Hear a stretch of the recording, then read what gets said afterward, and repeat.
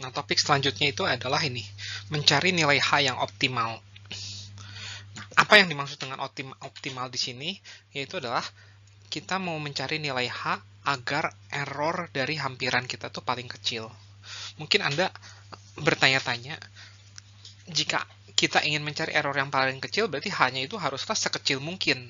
Ya, jadi haruslah hanya sekecil mungkin, tapi tidak demikian gitu. Jadi semakin kecil H, errornya emang semakin kecil, tapi untuk H yang terlalu kecil, errornya itu akan membesar. Mengapa begitu? Nanti akan saya jelaskan. Nah, untuk mengilustrasikan topik ini, saya ingin mengambil contoh ini, fx-nya sama dengan fungsi trigonometri ya, karena fungsi trigonometri itu kan maksimumnya itu 1 ya.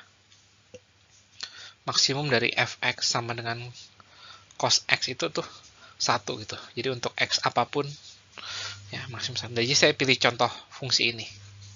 Nah, saya ingin mencari turunan dari cos x ya. Kalau fx sama dengan cos x, f aksen x-nya kan adalah berapa? Min sin x ya. Ya, nah di sini saya ingin mencari turunan dari di 0,8 atau min sin 0,8 itu berapa? Dengan menggunakan beda pusat. Dan saya akan melakukan menghampiri minus sin 0,8 ini untuk berbagai nilai H gitu. Dari mulai H yang besar, kemudian makin kecil dan makin kecil dan makin kecil lagi gitu. Dan di sini Anda akan bisa melihat bahwa semakin kecil H, errornya tuh akan turun, tapi H yang terlalu kecil itu errornya menjadi semakin besar. Ya, di sini akan saya ilustrasikan dengan menggunakan tabel yang saya buat dengan menggunakan Microsoft Excel. Nah, di sini saya sudah melakukan perhitungan dengan menggunakan Microsoft Excel. Ya, di sini tabel pertama atau kolom pertama itu adalah percobaan pertama, percobaan kedua dan seterusnya ya. Jadi ini itu adalah percobaannya. Kolom kedua itu adalah H-nya gitu ya. Dan kolom ketiga itu adalah ini hampiran dengan menggunakan beda pusat. Jadi DF-nya. Kolom ke berikutnya itu tuh adalah errornya. Yaitu adalah mutlak dari ini dikurangin F aksen di 0,8 ya, dimutlakan. Jadi nilai ini saya pakai warna lain, bentar dulu. Nilai ini dikurangi dengan nilai F aksen 0,8 yang sebenarnya. Itulah kolom ke-4 ini. Dan kolom ke-5 itu adalah log dari errornya.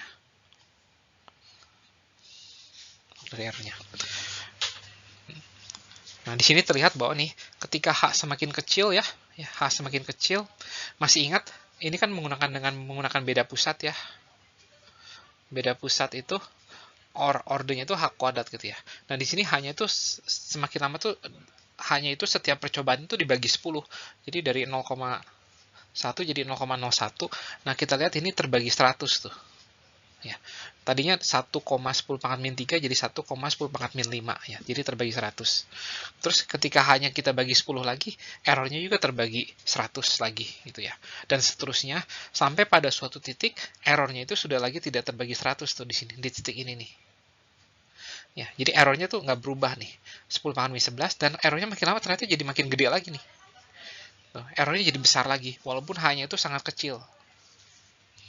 Nah, oleh karena itu terdapat suatu H yang optimum sehingga errornya itu paling kecil. Nah, jadi H-nya itu di antara ini nih, di sini nih. Ya, di antara 1, 2, 3, 4, 5 ya. Berarti di antara 10 pangkat min 5 sampai 10 pangkat min 6. Itu adalah H yang optimum, itu ada di situ. Nah, semoga cukup jelas dari ilustrasi ini. Dan di sini saya kenapa menghitung log errornya, karena saya ingin melakukan grafik gitu. Jadi di sini saya akan melakukan grafik ya, sumbu X-nya itu yang bagian sini nih ya, percobaannya. Jadi percobaan 1 itu ketika hanya tuh 0,1, percobaan ke-14 itu ketika hanya tuh kecil gitu ya. Dan yang saya upload itu ini kolom 1 sebagai sumbu X-nya dan kolom terakhir ini sebagai sumbu Y-nya. Ya. Kalau yang saya plot itu H dengan errornya, kita nggak akan bisa lihat apa-apa karena ini kecil sekali ya. Tapi kalau kita logkan gitu, kita akan bisa melihat perubahan errornya. Ya, jadi plotnya itu akan ada di slide berikutnya. Nah, di sini adalah plotnya. Jadi ketika kita di percobaan pertama, errornya itu, ordernya itu di sekitar 10 pangkat. Ini kalau di lock ya. Dan semakin lama ketika H-nya semakin kecil, dia tuh turun. Ya, errornya turun. Namun ketika H-nya semakin kecil lagi, ternyata errornya malah naik. Ya. Jadi ada H optimum di sini nih, ya, di sekitar ini nih. Yang kita ingin cari tahu berapa nilainya. Nah, semoga cukup jelas, tapi sebelumnya kita akan mencari tahu dulu kenapa ketika H semakin kecil, kenapa errornya tuh malah semakin membesar ya. Di sini saya akan mencari tahu dulu. Nah, di sini karena kita menggunakan beda pusat, untuk menghitung dengan menggunakan beda pusat itu saya harus mengevaluasi fx plus h dan fx minus h untuk suatu nilai h. Karena kita menggunakan beda pusat ya. Nah, namun sayangnya jika kita menggunakan kalkulator atau menggunakan Microsoft Excel atau menggunakan MATLAB ya, nilai yang bisa dihampiri oleh MATLAB itu bukanlah nilai sebenarnya gitu ya. Jadi misalkan fx plus h itu adalah 0,123 dan seterusnya gitu ya. 123, 123 dan berulang gitu. Namun yang disimpan oleh si MATLAB tuh nggak bisa semua angka yang ada di belakang koma ini. MATLAB itu cuma bisa menyimpan misalkan cuma 18 angka doang gitu. Atau cuma bisa menyimpan 9 angka doang gitu. Oleh karena itu ada errornya di belakang tuh. Di belakang itu tuh ada jadi yang bisa ditulis itu cuma Y1 doang, dan ini adalah ada errornya gitu. Soalnya ada sisanya yang tidak bisa ditulis oleh MATLAB gitu. Namun kalau bilangannya bilangan yang berhenti gitu, jadi cuma 0,2 doang gitu. Nah, errornya itu 0 kebetulan. Tapi kalau bilangan yang kita tulis itu ada bilangan yang komanya nggak berhenti-berhenti gitu. Kayak 1, 1, 1, 1 terus gitu. Ini kan nggak berhenti-berhenti, yang ditulis oleh MATLAB tuh cuma 0,11 doang. Nah, cuman finite gitu, cuman terhingga yang ditulis. Sementara sisanya nah ini tidak ditulis oleh MATLAB nih, atau tidak ditulis oleh Excel. Oleh karena itu, dalam setiap perhitungan pasti selalu ada error. Nah, error ini tuh namanya tuh error rounding ya, error pembulatan. Nah, ini adalah errornya gitu ya. Nah, jadi bisa 0 dan bisa tidak 0 juga gitu. Nah, dengan menggunakan beda pusat ya, ini tuh yang ditulis tuh kan harusnya tuh kan F1 dikurangi F-1 ya, dibagi 2H. Nah, ini Y1 ditambah Epsilon 1 dikurangin Y-1 tambah Epsilon min 1 gitu. Bagi 2H. Nah, ini bisa saya pecah. Y1 dikurangin Y-1 per 2H. Nah, ditambah. Nah, ini yang nggak bisa ketulis oleh si MATLAB tuh ini nih. Ada errornya di sini. Nah, sisi ini nih yang tidak itu. Ini tuh adalah error dari rounding. Ya, jadi ini tuh ada error dari rounding.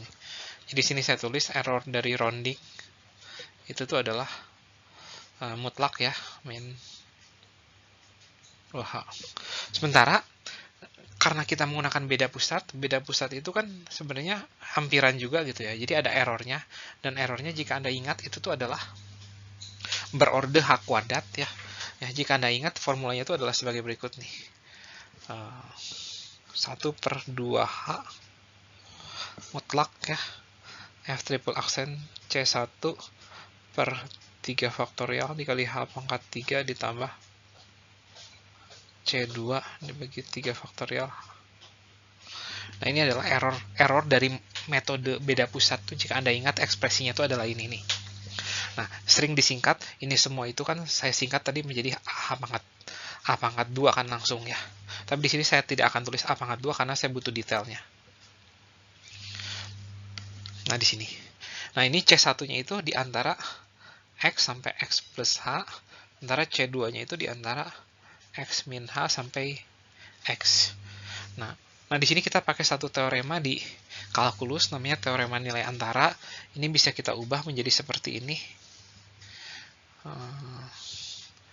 Ini 2-nya jadi hilang ya. Bisa kita ubah menjadi F triple aksen C per 3 faktorial dikali H pangkat 3. Ya. Dengan C-nya itu sekarang di antara X min H dan X plus H. Gitu. Nah, ini adalah teorema nilai antara. Jadi, teorema nilai antara. Nah, tidak akan saya buktikan teoremanya, tapi kita gunakan saja di sini. Jadi sekarang kita punya error rounding sama error truncation. Ya. Nah, semoga cukup jelas. Nah, sekarang jadi total error dari aproksimasi beda pusat itu nggak cuma error truncation doang, tapi ada error rounding, gitu ya. Jadi di sini saya akan menotasikan total error, ya, itu adalah error gara-gara error rounding ditambah error gara-gara error truncation yang akan saya bahas ini di slide sesudah ini.